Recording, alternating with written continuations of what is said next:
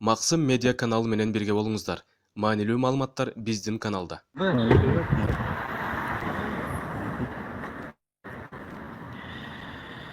Саламатсыңар достор. Азыр Сеймик Жапыкеев МВДга лингвистикалык экспертизанын эмеси боюнча суракка келди. Birinci. Assalamu alaikum dostlar. Bari жақсы, Xudo şükür. Жақсы жаңылыктардан баштасак, Фин полиция эме жақсы деп атат, Мақсат байка айтсаңыз, Балдар молодцы. жақсы атабайм сиз. Фин полиция сонун иштеп атат дегенен шай болуп калыптыр уже.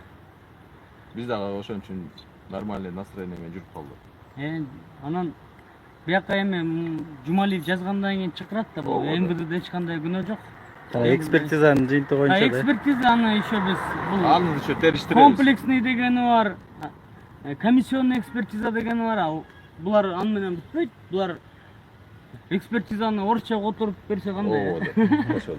Эксперт орусча, кыргызча дейт, Кыргызча айтканда орусча отуруп. Анан бүт баарын алып келди ама.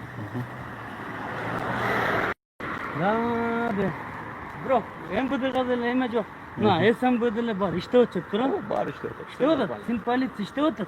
Büyük kazı atacak.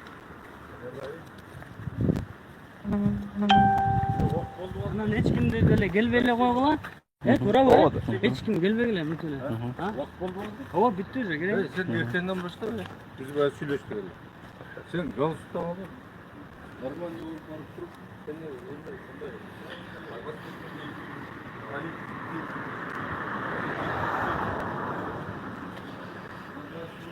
Assalamu alaikum.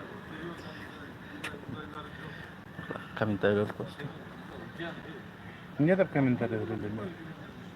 Бүгүн ушул Сеймик Жапыкеевдин Siz жактоочусу болосуз. ооба жактоосу үчүн кылмыш боюнча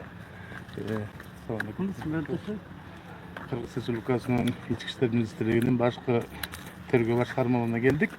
Анан көрө жатабыз, пока билбейбиз. Биринчи жолу кирип баратабыз. Кандай суроолор болот экен, чыккандан айтып берелер. Так азыр эчтеке белгисиз. Күтөбүз. Сеймик байке мына кирип кетти. Мейлі анда. Масат байке. Все нормально. Самое главное, бар тынч. Эч провокация калтырбагыла. Эч бирөөңөр кандайдыр жолдорго чакыруу тиги болуп калса дагы вообще реагировать этпегиле. Бул бүт провокация, атайын уюштурулуп аткан. Ошону туура кабыл алып койгула. Азыр мына адвокат менен Сеймик кирип кетти.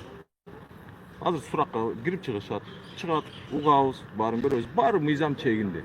Биз баардыгына буга чейин деле канча айтып келатканбыз, бүт баары мыйзам талаасында, мыйзам жолунда болуш керек. Эч бирөөнүн мүлкүнө же кандайдыр бир коркунучту келтирүү эч кандай болгон эмес бизде. Чакырык да болгон эмес, андай ой да болгон эмес эч качан.